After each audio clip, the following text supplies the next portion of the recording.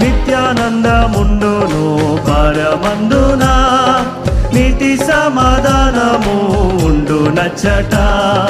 నిత్యానందముండును పరమందున, నీతి సమాధానము ఉండు నచ్చట.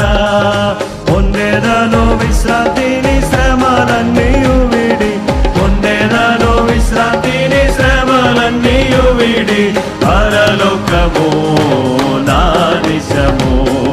పరదేశి నేనిలా మాయలోకమేగ నేను యాత్రికుడను, పరలోకము నా దేశము.